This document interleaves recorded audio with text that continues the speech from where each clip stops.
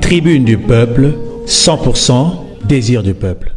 Merci et puis mbote mingi na balandi ya Simba Info nandila émission na bino Tribune du peuple. Moko ya émission oyo eza ko bunda eza ko tambola rien que pour na koluka intérêt ya peuple. Kondenge tolobaka awa na plateau na biso peuple zayo, peuple zaye, peuple zanga. Donc biso nde toza ba peuple. Mikolo bobengi mingi botuni mingi. Sujet oyo eza ko lobisa mokili. Oyo to traitaki la fois dernière sur le retour de M. Rex Kazadi à Kinshasa. C'est un sujet où encre en tout cas coulé, ça fait mouche de part et d'autre. To bundi, to lukeli binoye, to zanaye, oyo botunaki yemoko aibisabino, ba préoccupation na bino. Et puis au-delà de ça, to sur la sur-présence na Kinshasa, ses ambitions et puis structure où est pas azali pour évoluer. Nayango, to Kimbala Moko, na kopesa mbote monsieur Rex Kazadi. Mbote ndeko. Ndenge na uti ko introduire awa. Na lingi na yeba d'abord avant que tout développer monsieur Kazadi, c'est qui d'abord? Qui il est monsieur Kazadi? Je suis le secrétaire général du PPK. C'est un mouvement politique auto-outil qui a implanté la République démocratique du Congo. C'est un mouvement auto-outil Libanda. Nazalipe porte représentant la plateforme PNC, prenons-nous en charge. Donc, nous avons une mission pour nous faire connaître le mouvement Nabiso, pour implanter le mouvement Nabiso dans Kinshasa. Alors, pour tout bandilate makamu oyo bami mingi na yomope ba intervention dans la chaîne, na lingi beaucoup plus to lobela makamu mususu. Alors, monsieur Rex retourne au lobby, c'est vrai, ils ont pour ça l'activité au lobby wana, mais au-delà de ça, rapport na yo na ba ndeko mususu baza ko ça même lutte. Là, je voudrais parler des opposants politiques Yamboka. Très bonne. Je suis venu, j'ai rencontré Fumutoto, j'ai rencontré Martin Fayoulou, j'ai eu au téléphone Mvwemba, j'ai sillonné, j'ai rencontré beaucoup d'opposants, donc on a absolument aucun problème. J'ai vu aussi Chabani, Jacquemin Chabani, donc j'ai des très bonnes relations avec mes frères de l'opposition. Alors, par rapport au dialogue qui va se tenir d'ici là, votre position sur ça, votre avis? Moi, je pense que la seule chose positive que nous obtiendrons de ce dialogue, ce serait la paix. Mais en termes de retombées de manière directe... Vous croyez qu'il n'y a pas la paix? Il n'y aura pas la paix si les élections se font dans le climat actuel avec les tensions que nous avons dans notre pays. Voilà, il y a des gens du pouvoir qui veulent rester au pouvoir, mais pas de manière légale, en voulant violer la Constitution, en voulant donner un troisième mandat à Joseph Kabila, ce qui n'est plus possible. Voilà, donc pour que les choses se passent en toute quiétude, il y a un dialogue qui va être fait pour baliser le chemin, pour que les élections se fassent en toute transparence dans Katiambokao. Mais moi je pense que si la majorité s'est prononcée, vous avez déjà que la majorité s'est prononcée, bateau et bakou fin en janvier. La majorité s'est prononcée, maintenant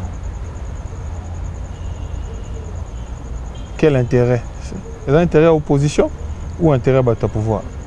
Maintenant, il y a qui conditionné l'élection présidentielle dans le recensement. Ce que la majorité est. Si la Kisibiso, il qui va changer l'article 220 de la Constitution. Voilà pourquoi toza ekenge et que toboyi makambo et kende ndenge ezako kende liboso tolingi to zala nakati ya makambo to solola po to yokana to baliser chemin et que to zala na ba élection propre na ba acteur oyo que mutu soki ba voter qu'il y ait aucune contestation de part et d'autre. Alors koya na ona Kinshasa, est-ce que boyokana kina bande kona bino mususu o bozana bon kuna na diaspora raison ya ya kozonga na puisque lelo kuna ekomi un peu nungu hein ba misusu ba kolobaka au trahir et voilà il y a beaucoup de choses qui se et ça bêtise vieux Tshisekedi ya kendanga bimaka à trahir nan Martin Fayulu kendanga bimaka à trahir nan mais non bata mouvement na biso bata plateforme na biso ba yebaki bato mobimba ba yebaki donc vous avez plateforme belé oui ngai na annonçaki yango tala ba vidéo en 2013 janvier 2013 na annonçaki que tazozonga Kinshasa en janvier 2013 voilà na annonçaki déjà na ya Kinshasa to tindaki awa il y a une année un représentant ya BPK azo préparé biso chemin avant que ngana kita ba vidéo salami mokino mobima ba yebaki kana oya et puis tant qu'on a continué avion na yepe na komi il n'y a rien d'extraordinaire dans le baki na oya na ye alors et bateau baza na kacha mouvement na biso bateau baza ba membre mouvement na biso baza au courant puisque c'est un voyage qui a été préparé de longue haleine. Et alors confiance wana puisqu'il faut dire aussi vous avez qui moko ya ba meneur il y a ba mouvement oyo et sali makambo isaki on a ligné to bandela ngote mais c'est un peu important to rappeler en confiance wana ya ko bangati ningo to banaki ya ko signer olomwe poto oye pendant Kinshasa nini ezaki assurance na et ben légitimité ya obunda pona mboka na ngai légitimité ya kozala congolais légitimité ya noblesse ya combat na combat na nga yangwana rien ni personne ne pouvait m'empêcher de rentrer dans mon pays soki tozobanga totika na biso mboka yango totika lango bato mususu biso totika la libanda non fallait tozonga na mboka to ya kobunda na kati ya terrain yangwana toye. Alors le bâtisseur du Congo ils ont ambition projet de société na yango puisqu'il est vraiment pour na ko asseoir yango. Oui. Et puis bana projet de société na biso idéologie na biso nous sommes un mouvement humaniste. Voilà, nous faisons de l'humanisme politique, nous mettons l'homme congolais au centre de tout. Maintenant, ce que nous koyeba détail, il y a un projet de société nabiso, ok, un site nabiso ou ok, au tali ba tract autopécie, on a des détails, cadre, il y a santé, il y a justice, il y a comment ça s'appelle sécurité, etc. Il y a énormément de choses sur lesquelles Tosali Moussala. Et à côté de ça, nous avons 3 axes principaux au biso Tolingi Tosala. On a beaucoup de biso. Oya Liboso, Tolingi, priorité na biso na Katambo Kazali. D'abord, suffisance alimentaire.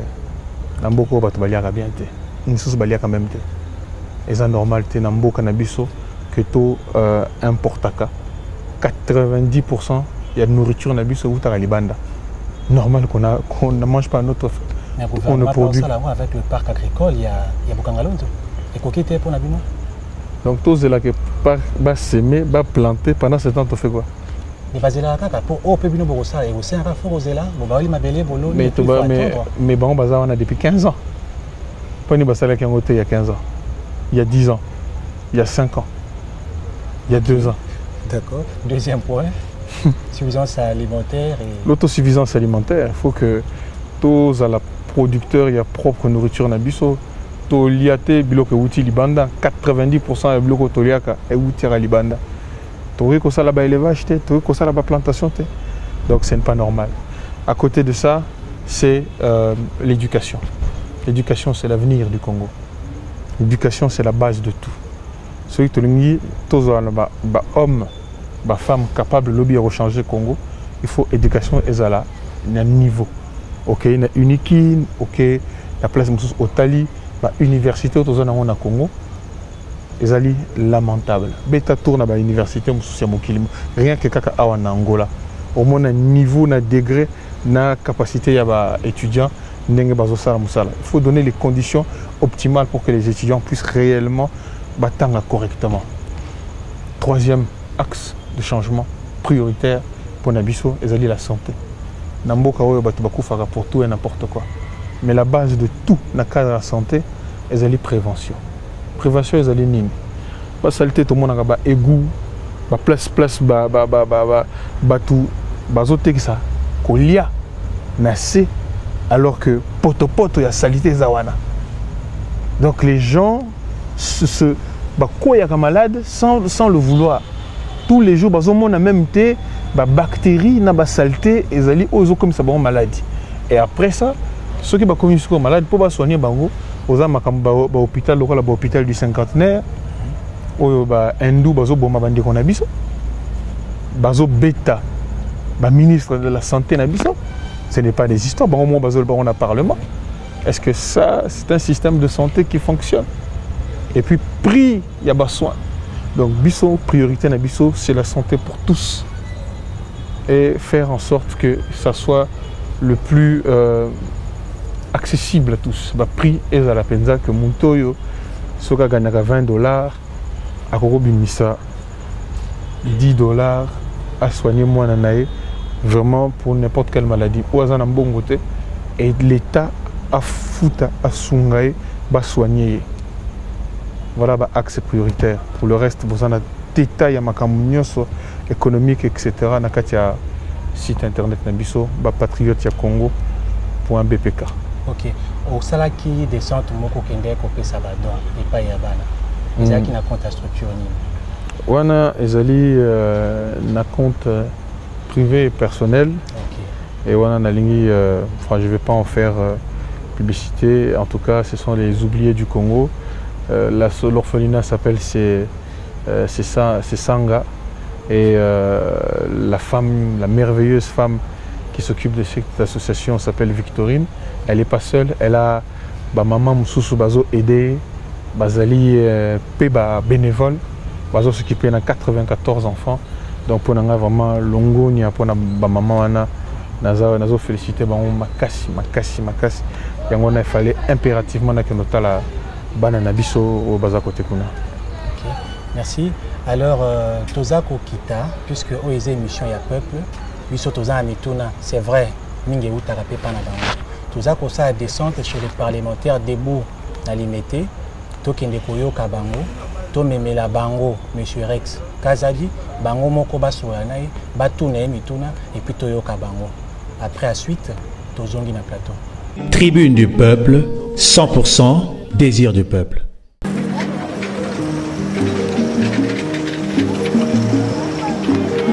Nikolo tosekana kina mosono ya mboka Kongo ekoki tofungwani misolelo tomoni bozo banyoso tosali oya kobongisa Kongo aveni ebongi tosala moto nyonso atamona Kongo ya mosolo mpembe ya nzoku Kongo ya bwanya kasa ya bila Kongo ya makasi moto ya koi.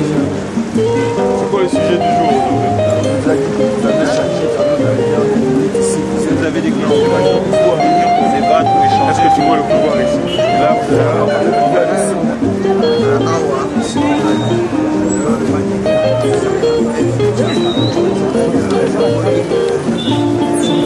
je crois que même les scapes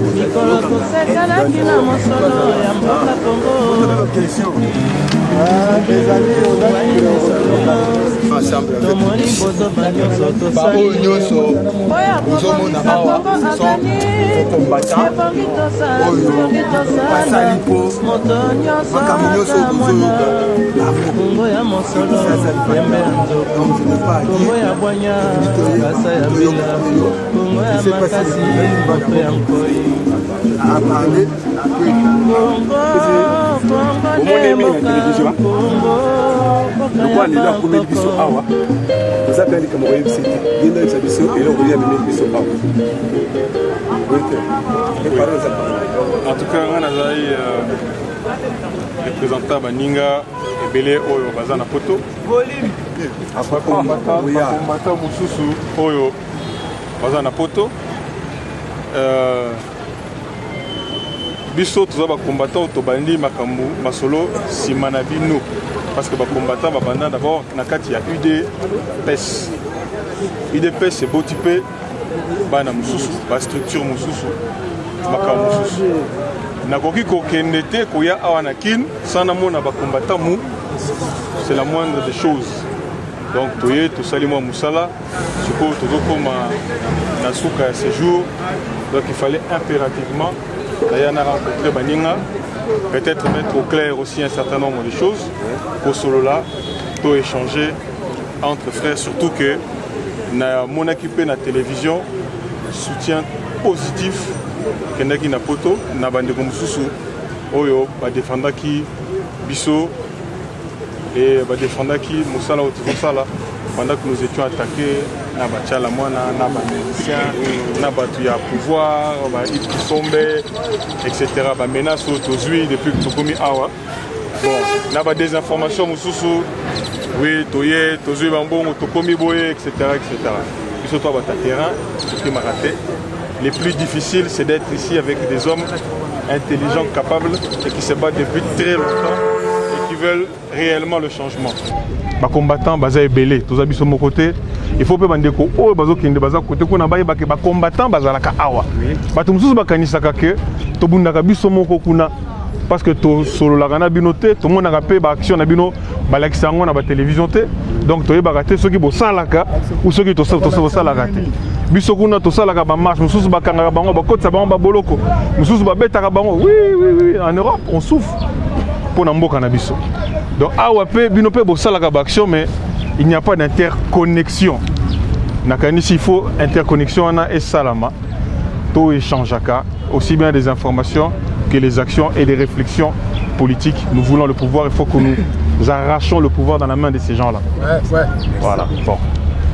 Personnellement, biso toroya na dialogue parce que toujours répondre aussi na cadre ya masolo vieux à pesi ligne, à pesi toli, to landakae sans broncher on va dire. Donc toro KNDP na dialogue en espérant n'enga bino arracher parti mon pouvoir.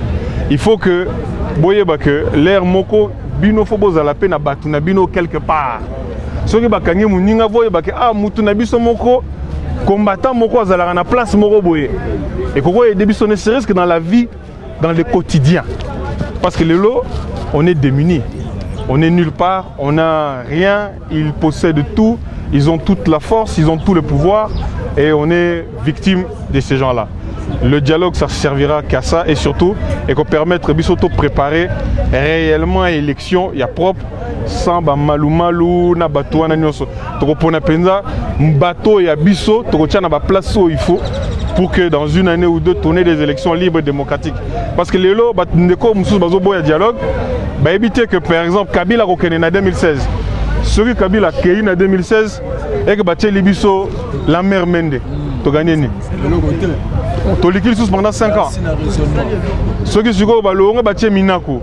Tu gagnes ni. Tu revends d'accord pendant 5 ans. Donc, ils ont permis à Bisso dialogue wana tous parti mon pouvoir pour que Bisso peut tout Bisso dans tout le système. Ataba soldats, Ataba Mbila, Ataba bourgmestre, partout. On doit aussi placer nos gens pour que demain nous puissions peser face à ces gens-là. Merci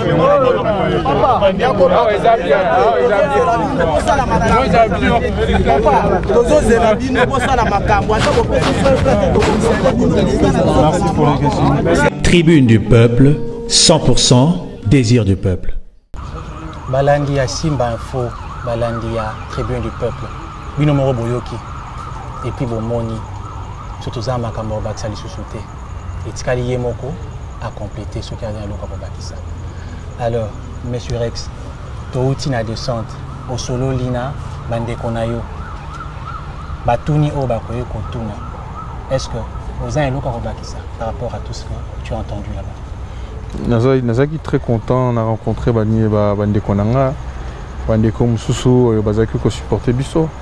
Oyo kendaki ko interviewer jour wana et défendre biso parce que monaki noblesse ya combat na biso ezalaki tout à fait normal pour nangai comme yo oyelelo to profiter pe to kendo pesa baninga mbote plutôt solo la na bango moyebi bien que tous en implantation ya mouvement na biso donc tous présenter projet de société na biso mouvement na biso et puis to continuer dans les jours qui viennent et dans la rue mususu ce qui tout le monde a qui il y a 4-5 jours tous allaki na na coin mususu ya lemba, donc toujours tourner et toujours conscientiser population et toujours na ba retour moko to kanisa ki te to kozwa ça ba retour moko très fort et très positif. Et ça vous encourage quand même. Ça ils opesanga makasi nazo mona batu mususu ya moamba na profiter na pesa bango mbote batu mususu monga fula batu mususu ya ngaba batu mususu ya masina.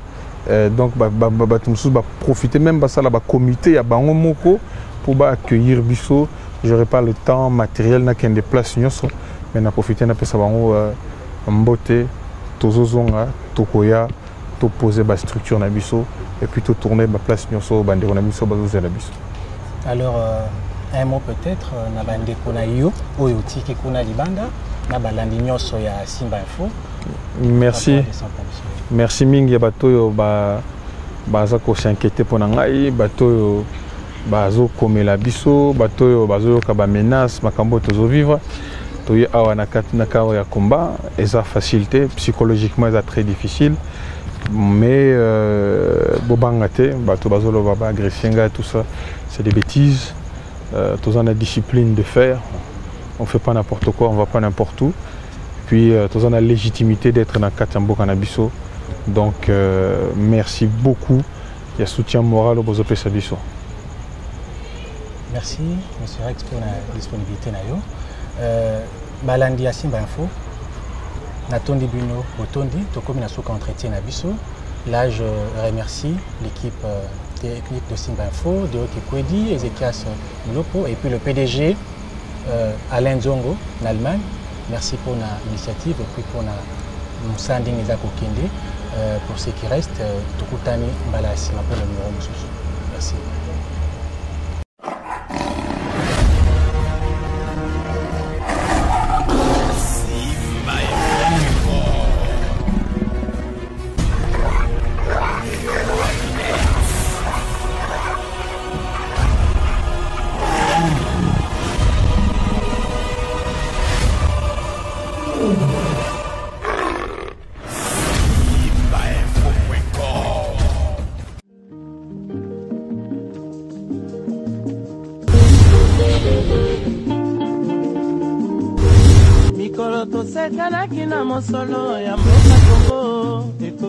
Tribune du peuple, 100% désir du peuple.